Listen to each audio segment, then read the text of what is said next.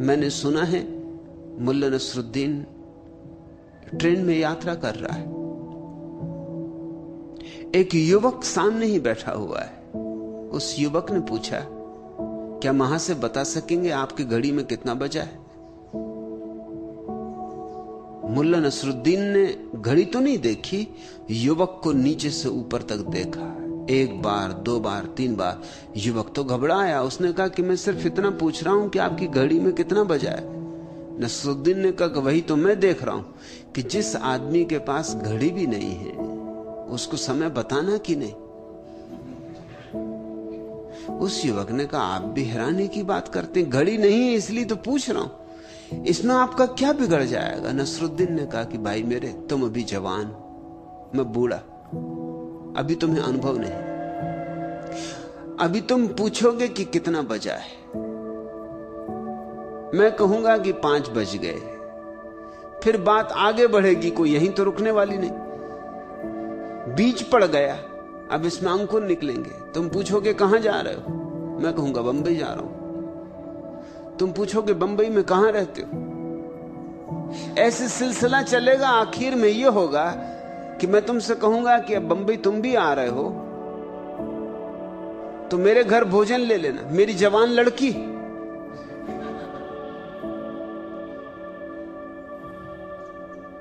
तुम एक दूसरे को देख के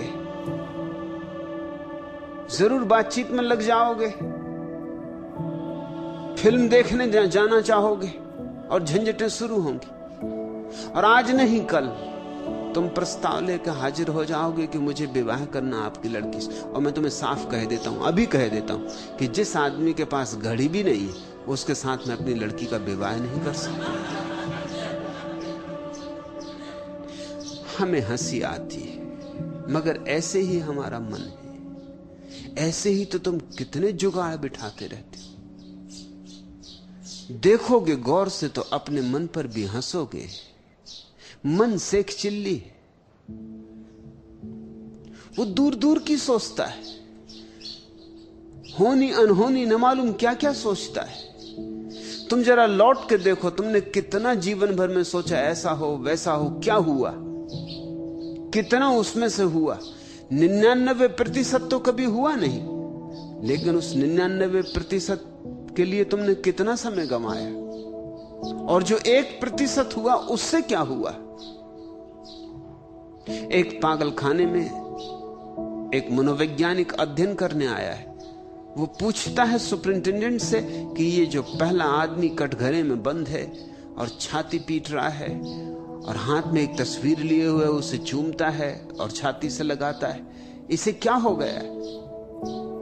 उस सुपरिंटेंडेंट ने कहा, इसकी बड़ी दुख भरी कथा है। जिसकी ये तस्वीर लिए इस स्त्री को प्रेम करता था, विवाह करना चाहता था, लेकिन उस स्त्री ने इंकार कर दिया। तब से ये विक्षिप्त हो गया। बस उसकी तस्वीर ही अब इसका एकमात्र सहारा है। 24 घंटे उसी की धुन लगी। ये मजनू है, आधुनिक मजनू। लैला इसे मिली नहीं।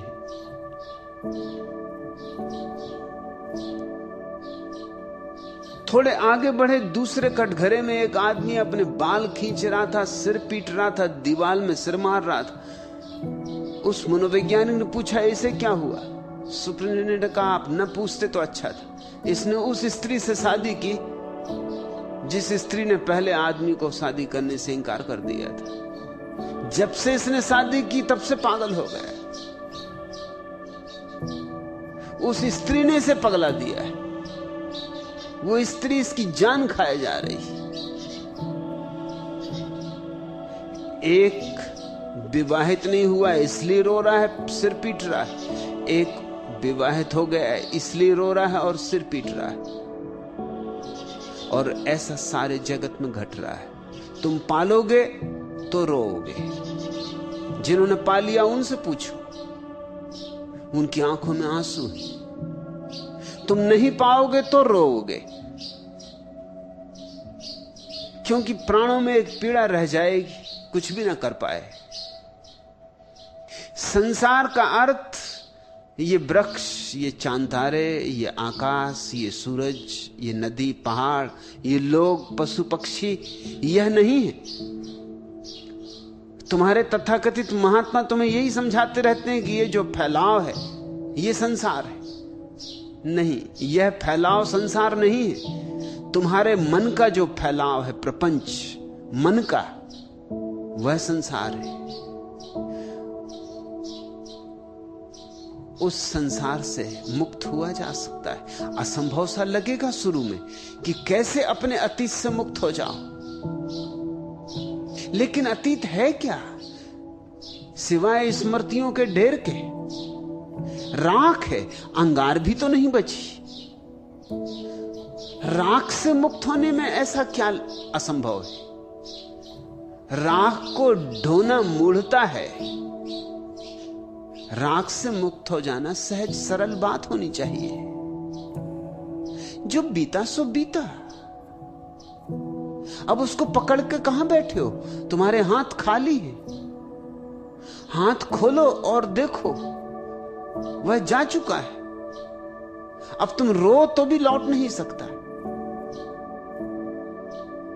अब तुम लाख परेशान हो तो भी उसे वापस नहीं ला सकते। समय लौटता ही नहीं। इसलिए पीछे लौट लौट के जो देखता है वो व्यर्थ ही कष्ट पा रहा है। वो अपने को ही अकारण सता रहा है।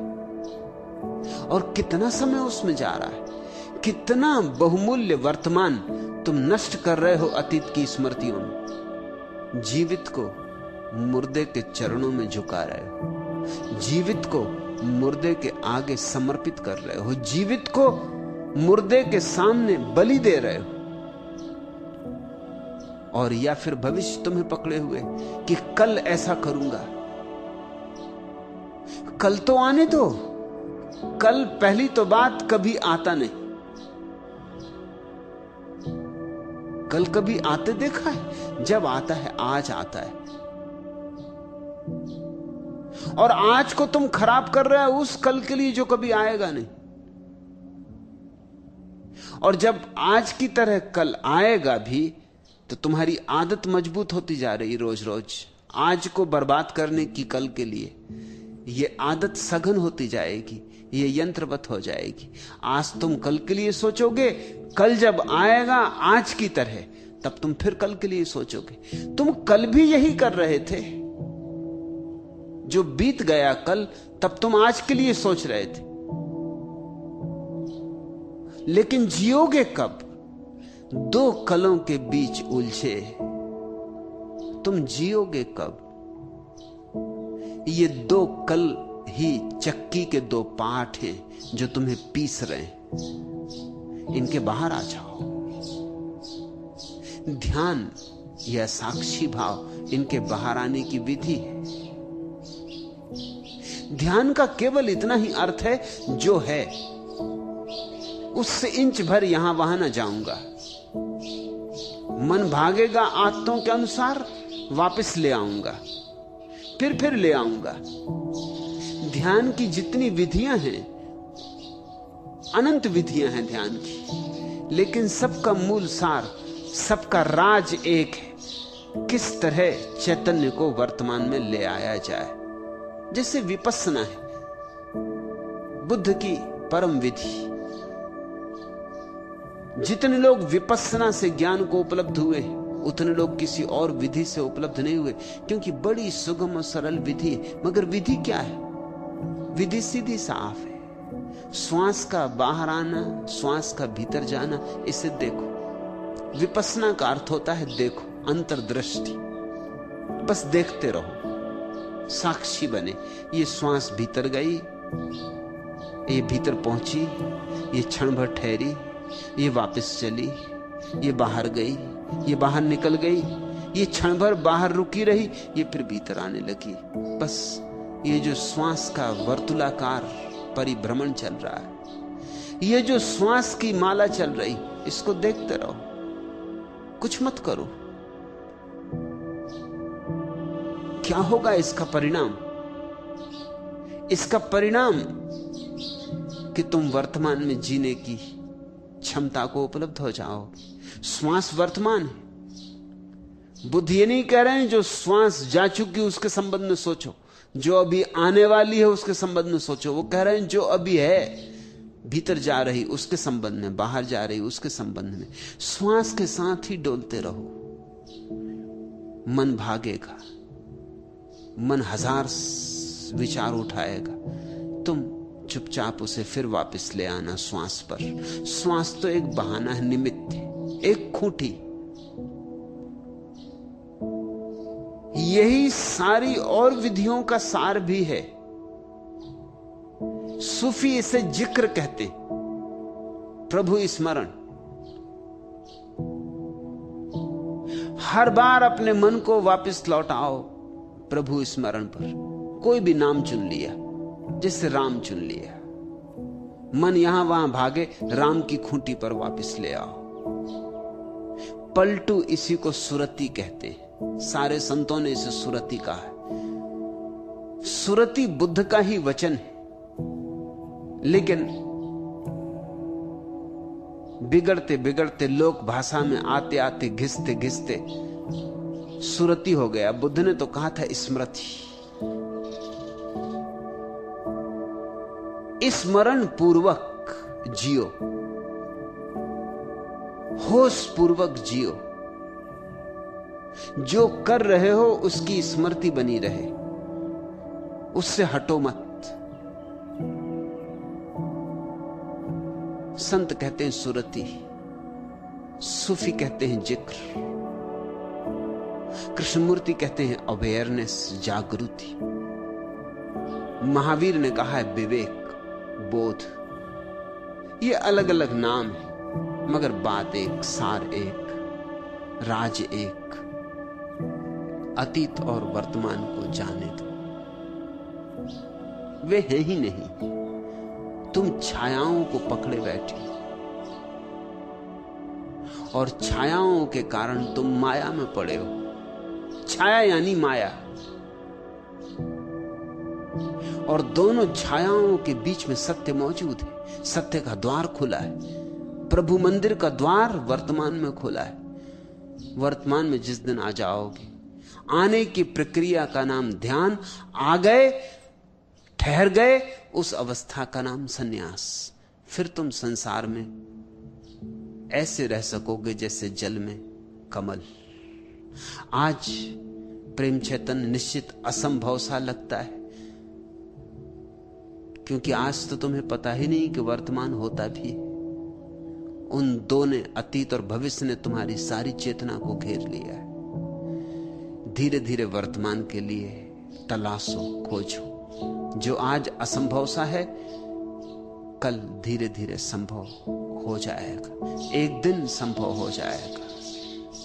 हो तो आज ही सकता है संभव, अगर त्वरा हो, तीव्रता हो, समग्रता हो, आकांक्षा, अभिप्सा गहन हो तो सकता है अभी और यहीं। मुझे सुनते सुनते हो जाए। बहुतों को हुआ है, हो रहा है। सिर्फ सुनते सुनते धुन बंध जाती, भूल जाते हो कौन हो तुम, भूल जाते हो कल क्या होना है। यही सत्संग का अर्थ है। किसी के साथ बैठ के वर्तमान में हो जाना सत्संग। धीरे धीरे तोड़ो जमीन, टूटेगी। जलधार को गिरते देखा है चट्टानों पर। चट्टानें बड़ी मजबूत मालूम पड़ती। पहले सोचोगे तो लगेगा असंभव है कि जलधार कभी चट्टानों को तोड़ पाएगी, लेकिन रस्सी आवत जात है, सिल पर पड़त निशान।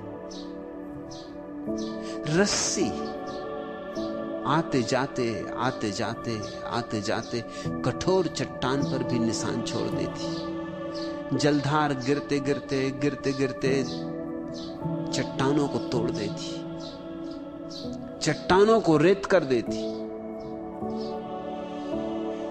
ऐसी ही प्रक्रिया है ध्यान। कोमल प्रक्रिया है, जैसे कोई फूल। और तुम्हारे मन की आदतें जड़ चट्टानों की तरह हैं, बहुत बजनी, बहुत भारी, बहुत कठोर, पर घबराओ मत, वे मृत हैं। और तुम्हारा फूल जैसा ध्यान जीवंत है, और जीवंत में असली बल है, चाहे कितना ही कोमल क्यों ना हो। जीवित फूल मुर्दा चट्टानों को तोड़ देगा। तुमने कभी देखा है चट्टानों में से बीज फूट के वृक्ष बन जाते, चट्टान दरक जाती। जीवित था बीज, चट्टान को तोड़ गया, वृक्ष फूट आया। चट्टानों से वृक्षों को निकलते देखकर तुम्हें हैरानी नहीं होती कभी? अद्भुत शक्ति होगी जीवन की। छोटा सा बीज कितनी ऊर्जा लिए था, न केवल खुद टूटा, न केवल अंकुरित हुआ, चट्टान को तोड़ गया है। ऐसे ही आज जो बीज की तरह है ध्यान, कल वृक्ष बनेगा। उसमें फूल भी आएंगे और फल भी आएंगे, महक सुगंध भी उठेगी। चिंता ना लो। असंभव सा लगता है लेकिन संभव होता है, ऐसा मैं अपने अनुभव से कहता हूं। मुझे भी असंभव सा लगता था,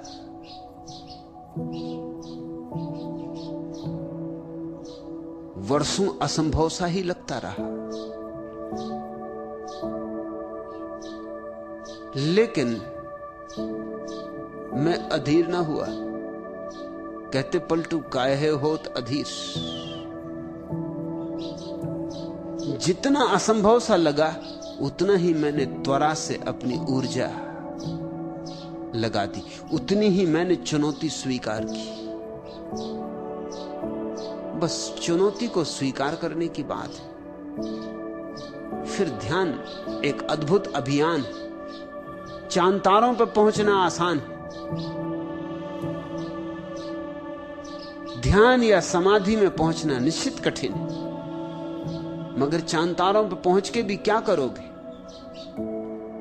आर्मस्ट्रांग जब पहली दफा चांद पर चला तो उसने क्या किया? सोच रहा था पृथ्वी की कि कब घर पहुंचे, पत्नी बच्चों की, मित्रों की। सोच रहा होगा कि कौन सी फिल्म लगी मेरे गांव की टाकीज में। सोच रहा होगा कि आज पत्नी ने क्या भोजन बनाया है। था चांद पर, मगर सोच क्या रहा होगा? सोच रहा होगा कि बस अब एक आध दिन की बात और है कि वापस लौटने की घड़ी आई जाती, घर पहुंचूंगा। चांद पर भी तुम ही रहोगे, तुम कैसे बदल जाओगे? इसलिए चांद पे पहुंच के भी कोई कहीं नहीं पहुंचता, लेकिन ध्यान में पहुंच के जरूर तुम एक नए लोक में प्रवेश करते हो।